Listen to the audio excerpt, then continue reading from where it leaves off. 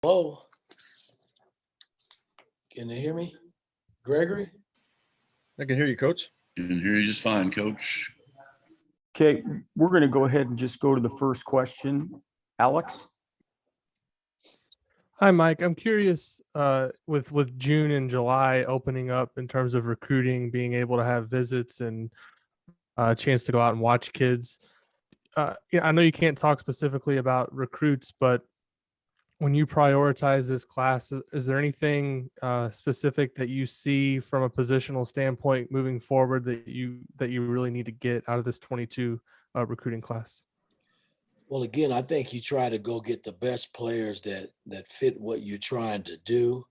And with the portal, you don't know from year to year who's gonna stay and who's gonna leave. So, I think you got to touch every position when you're talking about building your basketball team. So I'm going to try to talk to some of the top point guards in the country, some of the top 2s and 3 wing guys, and some of the top 4s and 5s in the country. I think that's important when you're trying to build your program based on the portal. Now I don't know how long that's going to be around, and I'll still recruit. But I know a lot of these players. They think, well, are you going to recruit over me or on top of me? And I can't tell a kid that I'm not going to recruit on top of him. I'm going to try to recruit the best talent available that fits what I'm trying to do, because I think competition, and if you any kind of competitor, that's how you get better as a ball club and as an individual player. So I mean, I never ran away from competition, or I just wanted to go play and try to make myself known. So those are the kind of kids that I'm trying to recruit here, but I'm definitely trying to, sit at the table with some of the top players. Kevin? Yeah, Coach, looking ahead to your roster this year, obviously a lot of changes. I'm just curious about your thoughts with some of the recent additions, Durr, et cetera, about just the style of play and how maybe the pieces are going to fit to what you want to do. Well, again, I'm going to try to play openly offensively and give a lot of players the latitude to do things with the basketball until they prove me wrong. And then defensively, we're going to try to be a hard-ass defensive team where we get after people and get stops and then gang rebound the ball and go try to have fun offensively. That's kind of my mindset going in. I know I get to start on the floor with these guys on the 9th.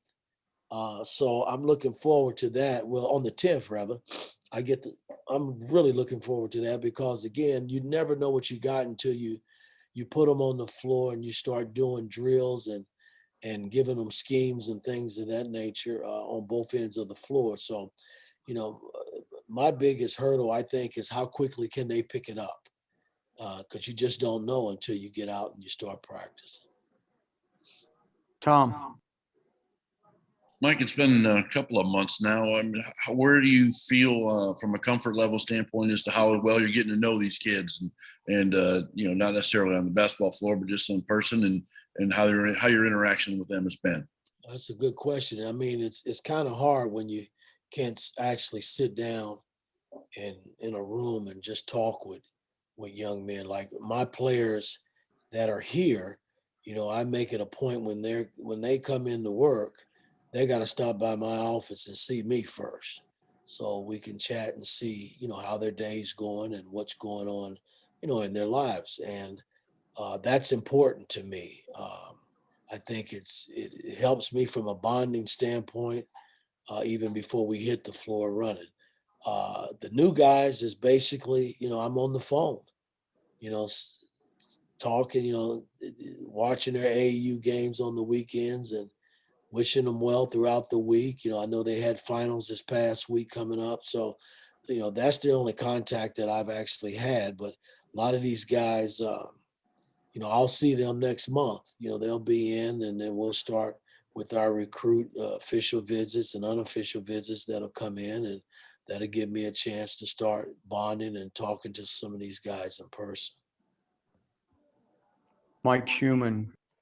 Yeah, hi, Coach. This is typically a time of year when you're knee deep into setting up the non-conference schedule. I'm curious what you can tell us about what you've got put together so far, and just more generally, kind of what's your philosophy on the non-conference schedule and what you want that to look like.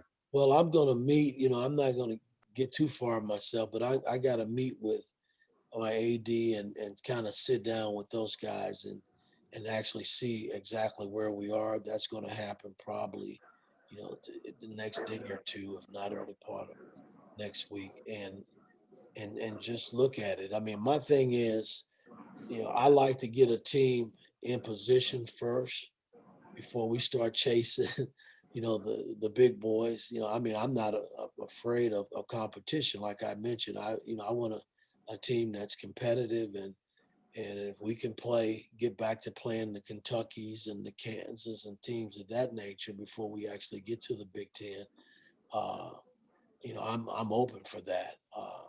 But with this team going in early, I'm sure there's no when these coaches talk about I'm not that coach. You talk about, well, this is a gimme. That there's no gimmies in basketball. You got to come ready to play for 48 minutes. I'll never sell my team and players and coaches on hey, you got to respect your opponent and be ready to play when it's time to play, man, regardless of who it is. Mike Pegram. Hey, Coach, Mike Pickens from Pigs.com. Coach, what you talked a little bit early on about wanting to add more shooting. How much do you think you addressed that with some of these late additions, and how much more do you need to go to kind of get that ability to shoot the three pretty effectively? Well, I like everybody to be able to make the threes. I think Michael, the big center, can make threes, to be honest with you. But I think Miller was a guy that we had to address because I think he can play 2, 3, and 4 at his size, but he possesses a weapon in being able to shoot the long ball. I think Tamar Bates, until he gets here and from AAU and watching him play, he's shown he can make it, but now you got to show me you can make it at the next level.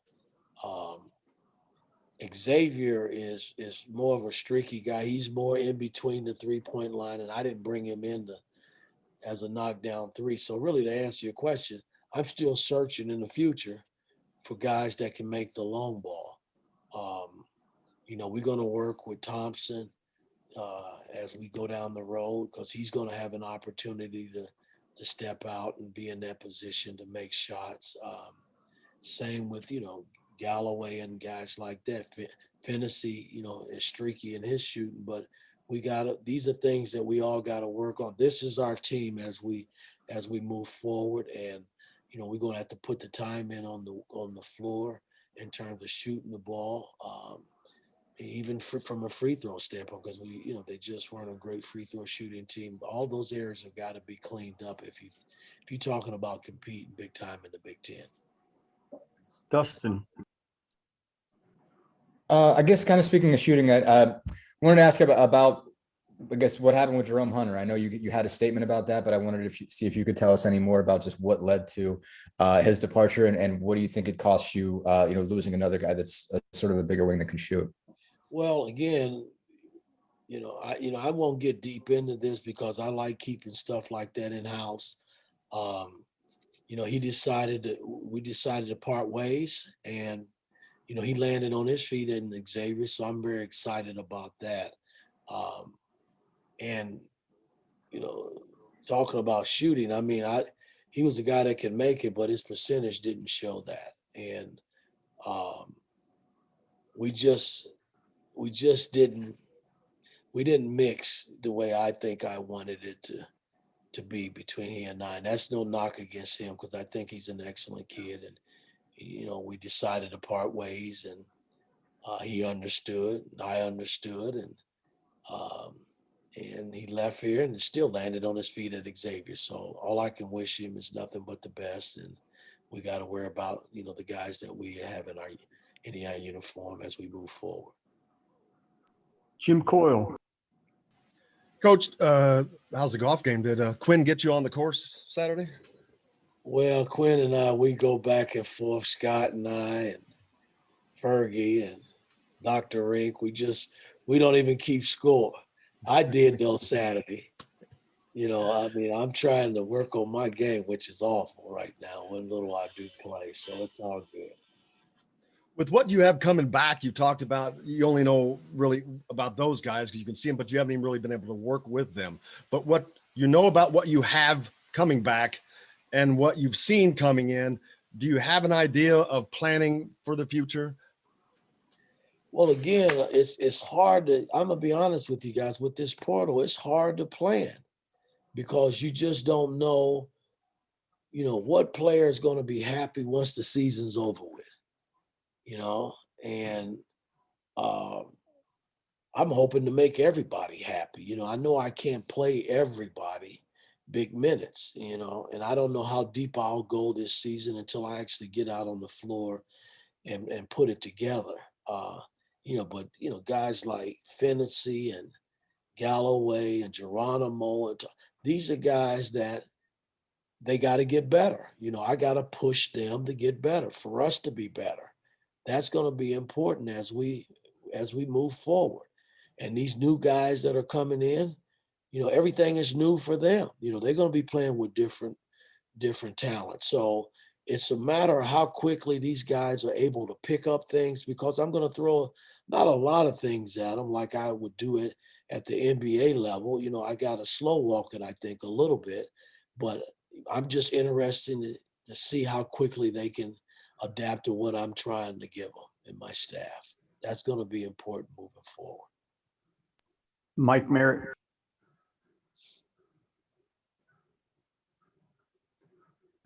I'm good. Greg Doyle. Hey. Hey, Freddie. How you doing? I guess we don't need these anymore. We just got that email. I just saw it. Yeah. Never mind. Yep. It's like a Can you habit. mute that? I Wherever am you walking are, with can you mine. mute I know. yourself. Thank you. Hey, Mike, couple small questions. What do you shoot? What'd you shoot Saturday? What kind of golfer are you? Well, when you're watching Tiger Woods, you watching me. I'm a below scratch player. Should have been on the PGA Tour probably. No, I'm an awful player. I'll shoot anywhere from 85 to 100, but I have a good time. Awesome. Okay. Now my real question, although I like that question a lot, why are you doing this today? Why? I'm guessing it wasn't your idea. Maybe it was, but why are you talking to us? Because it's okay to talk to you guys. I mean, when I go back over my career as a coach and player, in the NBA, even when I was here in college, you're going to always have to deal with the media. And I get it. You guys have a job to do, and I have a job to do as well. And I've had run-ins with the media, in some of my stops. It's a part of it. Sometimes I don't think it's fair, some of the things that you read that are said about you. And then there are a lot of things that have been, for the most part, my walk of life with the media has been pretty damn good. And I try to keep it that way. But again, I'm talking to you today because you guys got a job to do, and I respect that. I really do. And I just want you guys to respect what I do. Thank you. We do. Zach. Coach, I guess we've asked a lot about the roster, but just how much, especially as you have to start planning things like official visits, unofficial visits, mapping out the summer, just what's the synergy been like with your staff now that everybody's kind of settled into the positions you want them in? And as again, there's kind of a calendar to start gearing up for here with things starting up again after COVID. Well, we already got our July and June calendar ready to go. In terms of our visits and what we plan on doing, moving forward. Now, I haven't had we've having coaching meetings and things of that nature, trying to, map out, what I exactly want to do and get my coaches more familiarized with what I'm doing. And we've been watching film, last year's team and teams in the Big Ten and then individual workouts in terms of where we break down the guys that played last year, their individual play, and how like a fantasy might run a pick and roll, or what is Trace Davis's sweet spot and how does he get there? I mean, it's just a lot of things that I'm looking at in terms of trying to figure out who can do what and who can't do what, and things that we're going to have to teach moving forward. So it's a lot of work that's got to be done, man. And, I'm just anxious to get to June 10th where we can actually start, working out. Rick? Yeah, hi, Mike. You've talked quite a bit about, what you like offensively, maybe 4 out and 1 in. You mentioned hard-ass defense. Indiana's played this pack line over the last 4 years to mixed results. Can you explain when an Indiana team of yours is playing well, what kind of defense will we be seeing? What will we be watching? First of all, I've heard this pack line. What is that? We don't know. No, it was meant to pack the lane, to stop driving and penetration, leaving Indiana vulnerable a lot of times to 3-point shots because guys were slow to recover. Well, Tony Bennett's system that Archie picked up on.